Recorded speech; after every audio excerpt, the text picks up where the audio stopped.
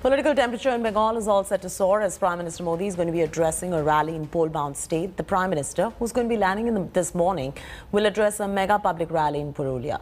He, in a tweet, has said that there is a desire for change in the state, saying that the BJP's agenda of good governance is striking a chord amongst the people. A war of words between him and Mamata Banerjee is set to escalate after today's rally. Over the next few days, the PM is scheduled to address a series of rallies in Kharagpur, Bankura and Kanthi areas of the state.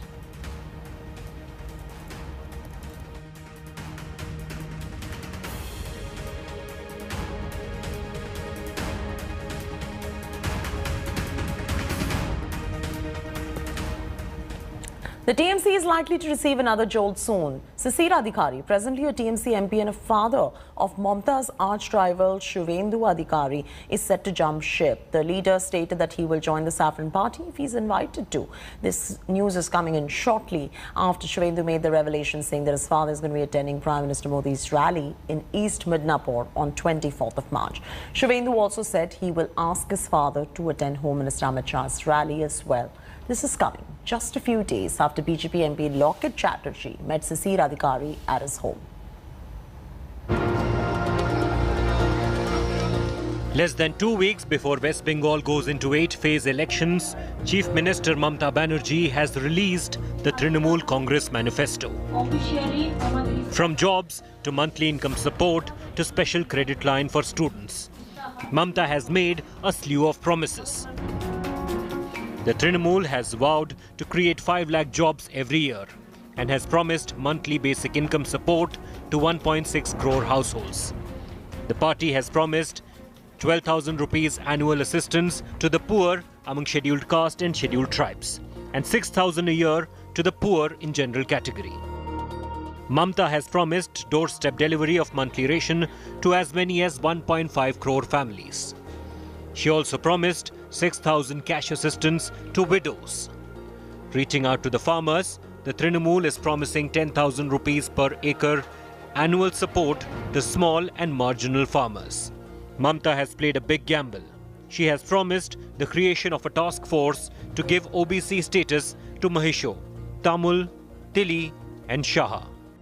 কিছু সম্প্রদায় আছে যেমন মাহিষ্য, তিলি, তামুল, সাহা যারা OBC হিসেবে স্বীকৃত নয় কিন্তু মন্ডল কমিশনের প্রস্তাবিত তালিকাভুক্ত সেই সম্প্রদায়গুলোর ওবিসি স্ট্যাটাস পরীক্ষা ও প্রস্তাব করার জন্য একটি স্পেশাল টাস্ক ফোর্স গঠন করব যাতে তারা ওবিসি তালিকায় সকল সুযোগ সুবিধা পেতে পারে। এর সাথে মালদা এলাকাতেও একটা জাতি আছে আপনারা জানেন কিষাণ জাতি। আমি অনেক দিন ধরে এটা চেষ্টা করছি কিন্তু সেন্ট্রাল গভর্নমেন্টের কাছ থেকে ক্লিয়ারেন্স পাচ্ছি না। আমি সেটাকে আরো জোরদার করতে চাই। Before reading out her manifesto, Mamata invoked Bengal's icons. এই বাংলা পবিত্র মনীষীদের পূর্ণভূমি, রবীন্দ্রনাথ ঠাকুর বলুন, নজরুল ইসলাম বলুন, নেতাজি সুভাষচন্দ্র বোস বলুন, বাঘা যতীন বলুন, রাজা রামমোহন রায় বলুন, স্বামী বিবেকানন্দ বলুন, রামকৃষ্ণ পরমহংসদেব বলুন, এমনকি সর্বভারতীয় নেতা বাবা সাহেব আম্বেদকর থেকে শুরু করে মৌলানা আবুল কালাম আজাদ থেকে শুরু করে। Then she listed her government's achievements. Mamata has declared her blueprint for Sonar Bangla. But can Didi's Maa Mati manifesto blunt BJP's aggressive advance? With Indrajit Kundu, Bureau Report, India Today. The Ambani bomb scare case has led to a big shake-up in Mumbai Police. The Mumbai Police Commissioner Parambir Singh has been removed from the post. This is coming in as news tightens around Sachin Vaze, the suspended Mumbai cop arrested for his alleged role in placing explosive-laden car outside Antilia on 25th of February. Presently in NIA custody, Vaze was brought to his house in Thane last evening. This is coming in hours after NIA team comprising of 8 probe officials reached Vaze's housing society at about 2 p.m. NIA suspects that Sachin Vaze kept Scorpio car that was later found carrying explosives at his housing society in Thane. Meanwhile, BJP said that matter does not end with the transfer of police commissioner and accused the Uddhav government of trying to defend Vaze.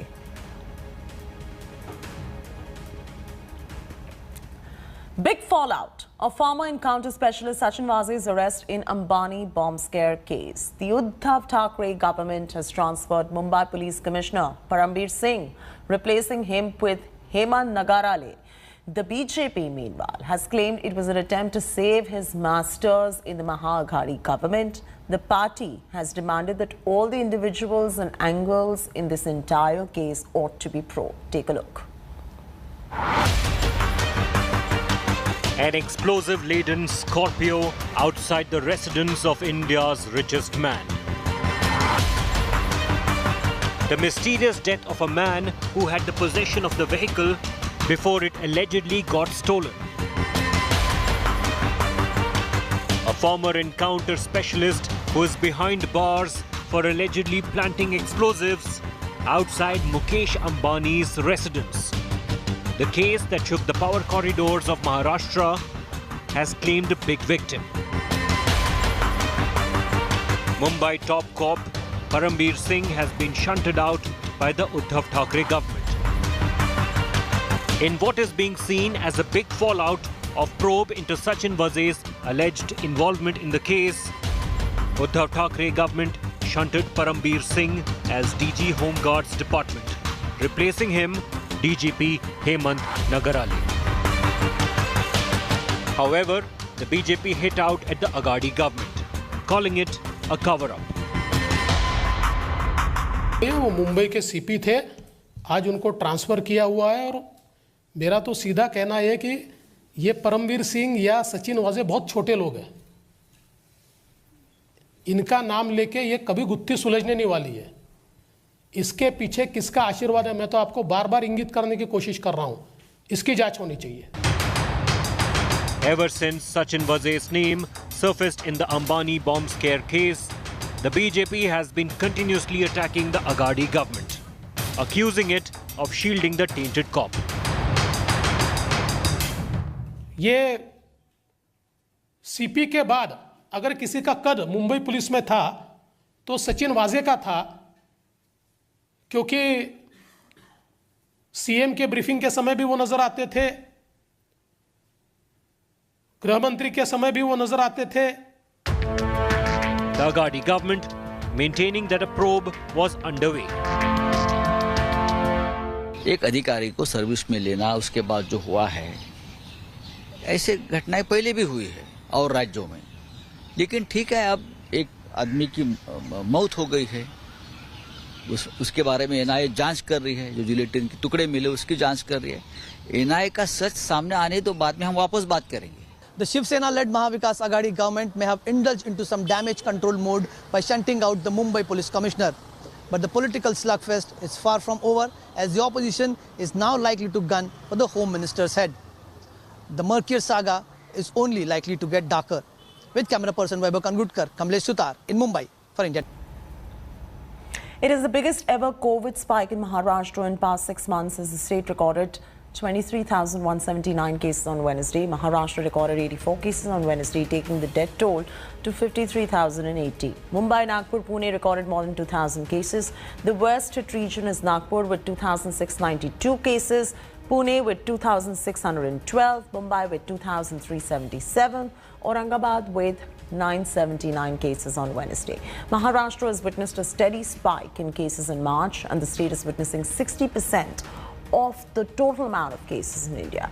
Earlier on Wednesday, Union Health Secretary Rajesh Bhushan has said that positivity rate in the state has shot up from 10.9% on 1st of March to 16.4% on 15th of March. All right, let's get you more on this story. Health Minister Rajesh Tope's exclusive conversation with India Today's Rajdeep Sardesai over the COVID crisis in the state of Maharashtra. Take a look. Your state, sir, our state is accounting for 60% of the cases. Do you concede that we could be heading for a second wave in the state? Do you fear we could actually now return to a situation similar to last year, given this spike in cases across Maharashtra?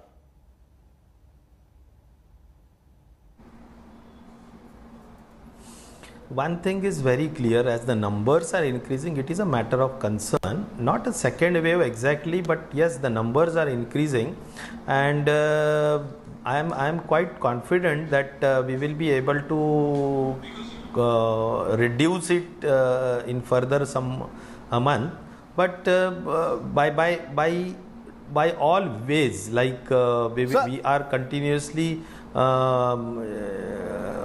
Sir, but the question will be asked, has something gone wrong in Maharashtra? 60% of India's cases coming from one state. Mumbai is seeing over 1,000 cases daily. Pune seeing a surge. Nagpur now under lockdown. Has something gone wrong with your containment strategy, Mr. Minister?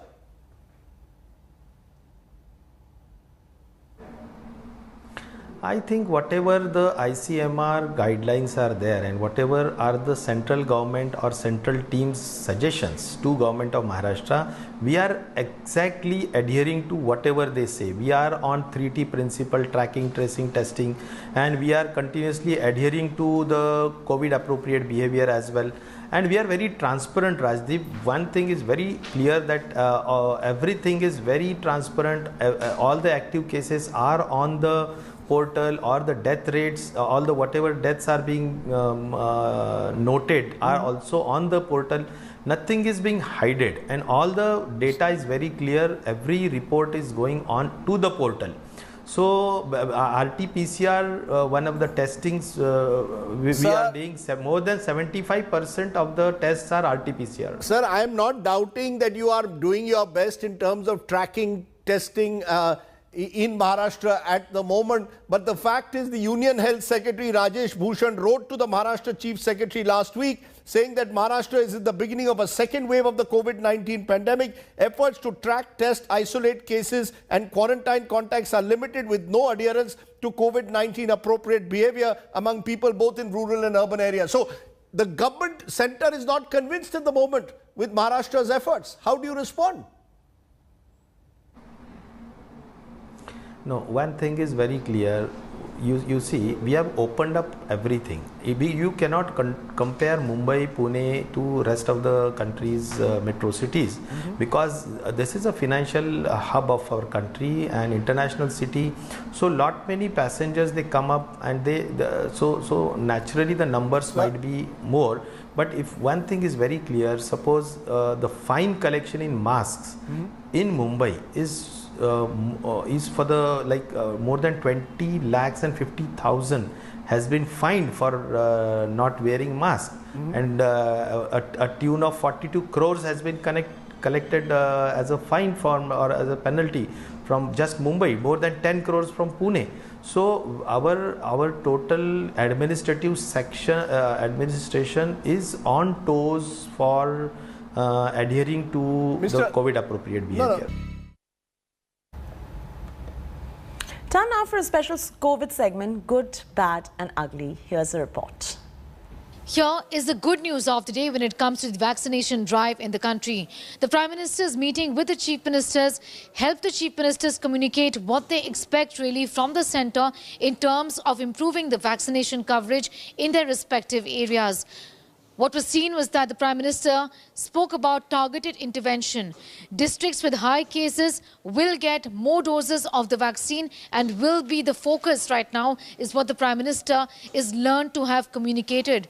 What was also communicated is that the number of vaccination sites now will increase in the country so that there is a more vaccine coverage, given the fact that India only plans to achieve herd immunity by this route, by getting a lot of people vaccinated, more than 75 or 85% of their people vaccinated, and that's how India is looking at achieving herd immunity and protection from this infection. Well, the central government has expressed concerns about India's vaccine wastage. At this point, Telangana is reporting the highest amount of vaccines being wasted, 17.6%, followed by Andhra Pradesh at 11.6% and Uttar Pradesh at 9.4%. India's average vaccine wastage rate is at 6.5%, and the government says that they have given 7 crore 54 lakh doses in the entire country to all states till date. Here is the ugly news of the day. West Bengal Chief Minister did not turn up for the meeting with the Prime Minister, and there was politics involving Amit Malviya of the BJP also. West Bengal Chief Minister said that Bengal has a shortage of vaccines and that the centre is not giving Bengal enough doses as is required. Amit Malviya was quick to point out that 22 lakh doses of the vaccine are lying unused in the state of Bengal, and that the Chief Minister is actually busy campaigning and would not be bothered to attend the meeting with the Prime Minister. Remember, there are concerns in Bengal as well, given the fact that the state is going to witness elections in days to come, and there are fears of a spike of cases. West Bengal Chief Minister also happens to be the Health Minister of the state. When Virat was dismissed for a duck in the first game against England, there were doubts over his form, but the Indian skipper bounced back with back-to-back 50s. He's rarely short on confidence and has been the biggest problem for England in T20 series so far. Take a look. Has he put that in the gap? Yes, he has! Oh. Virat Kohli knows how to give it back. A brief slump in form and people had started to speak in hushed tones. But Virat Kohli was quick to respond, this time with the bat. And he gets all of that. 2 consecutive half-centuries in the last 2 T20 internationals have answered most of those questions. He's did so nicely. Both the innings were contrasting. One came while chasing and the other while batting first with his team in deep trouble. Gives himself some room, backs away to the offside. After a duck in the first game, Virat Kohli played second fiddle to Ishan Kishan in the next, but ensured he stayed right till the end to see India home with a 49-ball 73 not out. In the last game, Virat came in to bat at number 4 and played like a lone warrior against some top-class bowling from England. There he goes.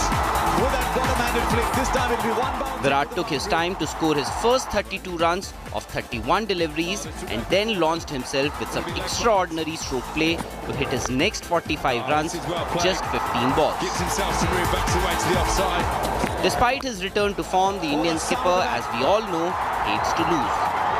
You don't want to play knocks which don't help the team in any way.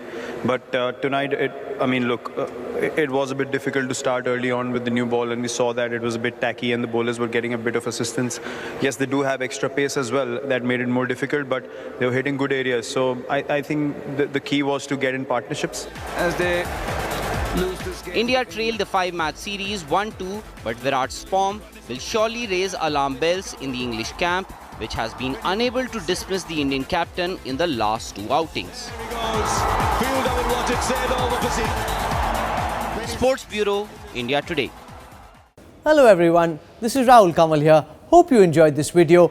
For the latest news and analysis, like and subscribe the India Today YouTube channel, and don't forget to press the bell icon to stay updated.